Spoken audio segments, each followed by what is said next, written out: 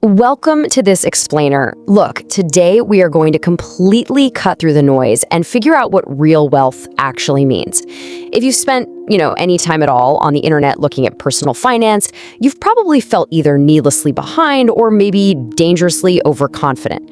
Well, today we're stripping away the confusion. We're going to look at the hard math, use some fun doodle-style analogies to make these complex concepts super simple, and find out exactly where you stand, and more importantly, where you actually need to go.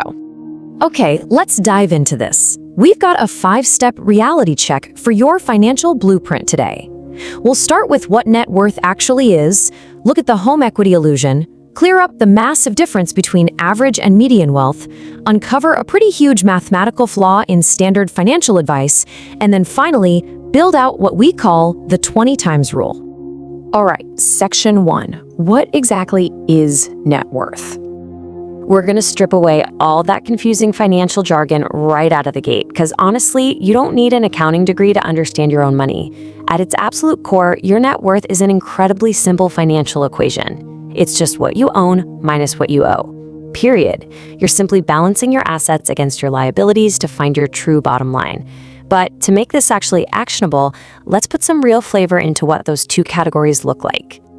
Picture it like this. On one side, your assets act like these uplifting, happy little doodle-style balloons pulling you upward, right? This is your cash and checking, savings, high-yield accounts, your investments like a 401k or a Roth IRA, and even illiquid things like real estate. On the other side, your liabilities are like these heavy, cartoon-style shackles literally holding you down. This is the money you owe: credit cards, auto loans, student loans, your mortgage. So you just subtract those heavy shackles from the uplifting balloons, and boom, you get your net worth. Moving on to section 2, the home equity illusion.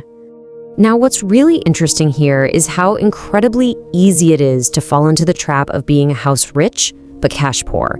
I mean, if you bought a house over the last few years, there's a really good chance it has skyrocketed in value.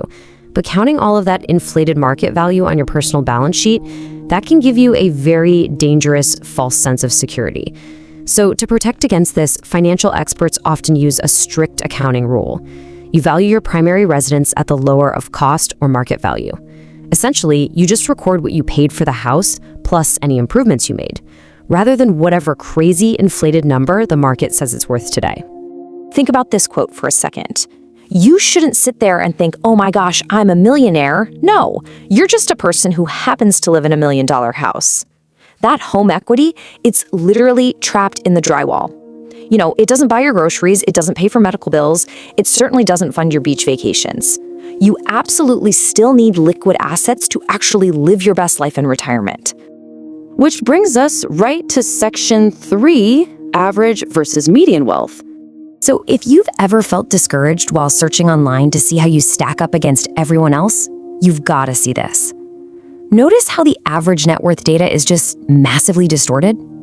The ultra-wealthy, like the billionaires and decamillionaires of the world, they drag that average way, way up.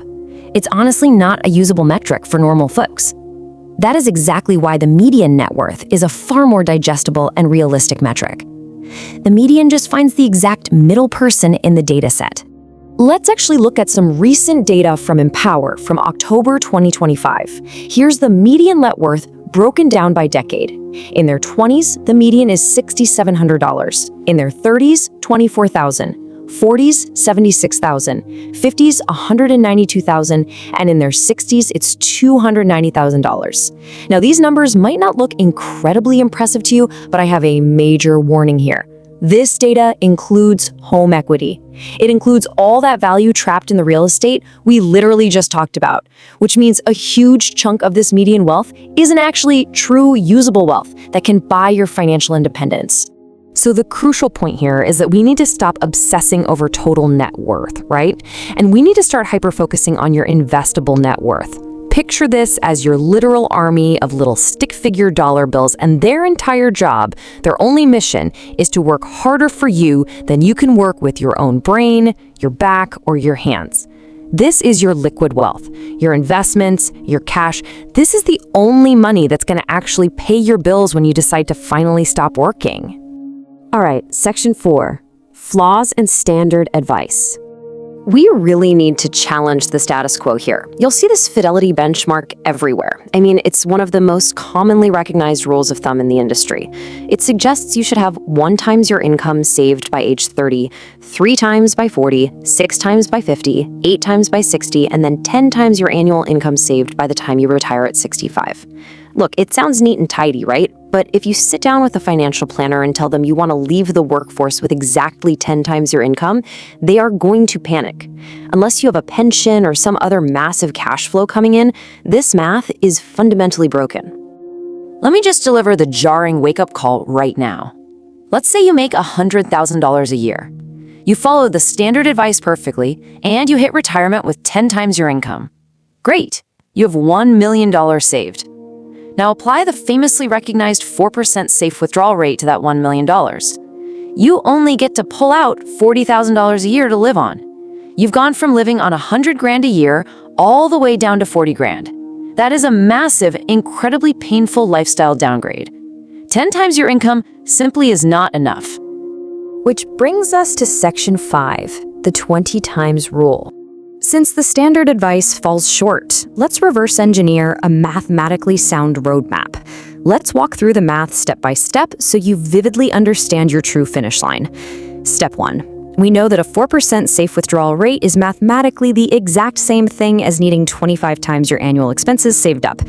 Step 2. Early in our careers, predicting exact retirement expenses is basically impossible, right? So we use income as a proxy. A standard, comfortable goal is to replace 80% of your current household income in retirement.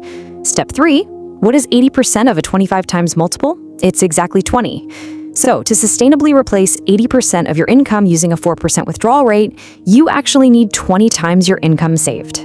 So let's look at how this builds. That brings us to our newly optimized benchmark, the true blueprint. Age 30 is still 1 times your income. Age 40 is still 3 times, but then we start to accelerate. By age 50, you should aim for 6.5 times your income. By 60, you want to hit 13.7 times. And at that terminal age of 65, your goal is to have a full 20 times your annual income saved up. And let me emphasize this. These multiples apply strictly to your liquid, investable assets.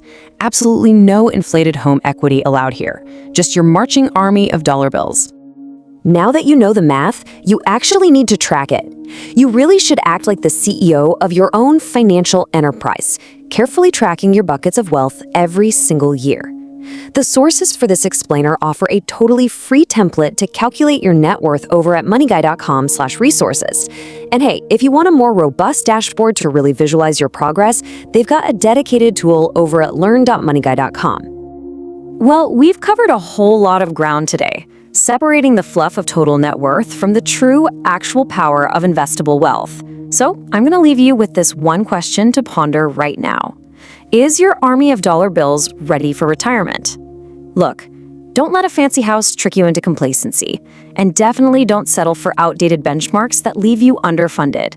Sit down, do the math on your liquid assets today, and get your stick figure army marching toward that 20 times finish line.